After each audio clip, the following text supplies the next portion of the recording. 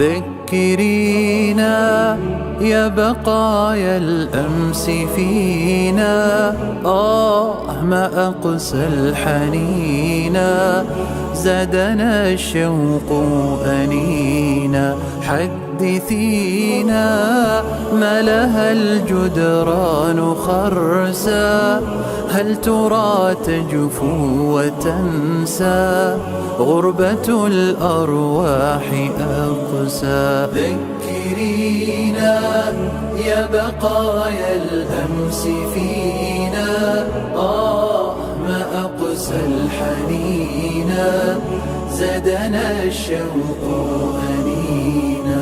حدثينا ما لها الجدران خرسا، هل ترى تجفو وتنسى غربة الأرواح أقسى.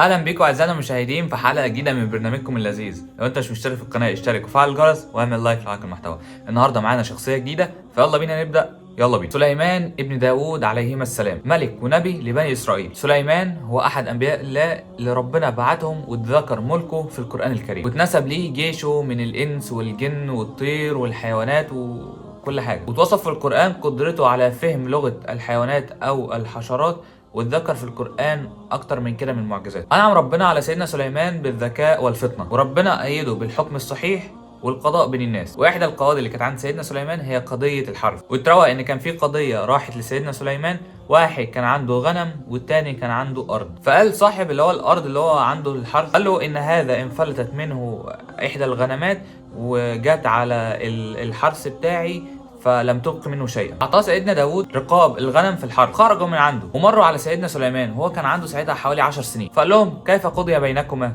فقالوا اللي حصل، قال لهم لو وليت امركما لقضيت بغير ذلك. فقال له ادفع الغنم الى صاحب الزرع، ينتفع بدرها وصوفها ونسلها، ويبذر صاحب الغنم لصاحب الحرث، فاذا صار الحرث كهيئته دفع الراجل ده لصاحب الارض وخد الغنم بتوعه. واتذكرت الحادثه دي في القران الكريم في سوره الانبياء. وداود وسليمان اذ يحكمان في الحرث اذ نفشت فيه غنم القوم وكنا لحكمهم شاهدين. تولى سيدنا سليمان الحكم على بني اسرائيل وكان عمره 13 سنه، وده كان بعد وفاه ابوه سيدنا داود، وكان ورث منه الملك والحكم، وده كان دونا عن بقيه اخواته. ده زي ما اتذكر في سوره النمل، وورث سليمان داود وقال يا ايها الناس علمنا منطق الطير واوتينا من كل شيء ان هذا لهو الفضل المبين. سيدنا سليمان دعا ربنا ان هو يؤتيه ملك لا ينبغي لاحد من بعده، فربنا استجاب ليه وسخر ليه البشر والجن والطير والشياطين والرياح والحيوانات. فكان لما بيخرج من بيته متوجه لمجلسه كان بيقبل عليه الطير، وكان بيقوم ليه الانس والجن ما يقعد. انعم الله على سيدنا سليمان بتعليمه لغه الحيوانات ومنطق الطيور واستخدام الجن، وكان في غايه الحمد والشكر لربه والاعتراف بفضله واحسانه، وكان بيستعين بالطير لاستكشاف الامم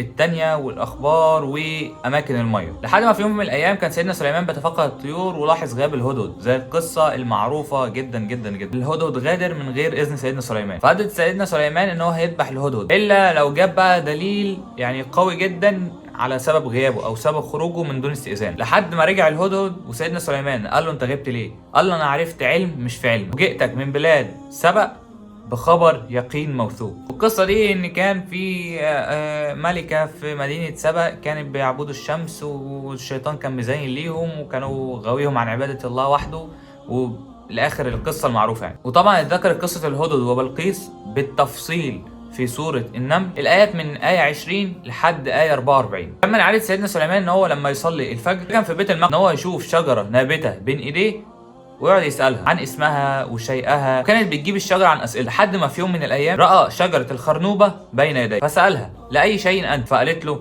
لخراب هذا البيت. فقال سيدنا سليمان ما كان الله ليخرب هذا البيت وأنا حي، أنت التي على وجهك خرابي وهلاك بيت. ودعا سيدنا سليمان قائلا اللهم عمي عن الجن موتي حتى يعلم الناس انهم لا يعلمون الغيب. سبب دعائه كان زعم الجن على البشر ان هم بيعرفوا الغيب، وكان بيشرف سيدنا سليمان على الجن في العمل الشاق، واللي كان بيمتنع عن العمل كان بيعاقبه. استجاب الله دعائه وامات سيدنا سليمان وهو في قلب محرابه، وامات سيدنا سليمان وهو قائم ممسك بعصاه، والجن لما كانوا بيراقبوه كانوا بيفتكروه ان هو حي، وكانوا بيفضلوا يستمروا في العمل ظنا منهم ان سيدنا سليمان بيراقبه. بعد سنه من موته بدا النمل ان هو يتجمع ويبدأ ياكل في العصا اللي كان متكئ عليها لحد ما سقطت من يد سليمان وسيدنا سليمان سقط. وهنا ادرك الجن والانس ان سيدنا سليمان كان ميت من فتره طويله، والناس عرفت ان الجن لا يعلمون الغيب زي ما كانوا بيزعموا. وبس كده نكون وصلنا لنهايه حلقتنا النهارده. اشوفك بكره ان شاء الله. سلام عليكم.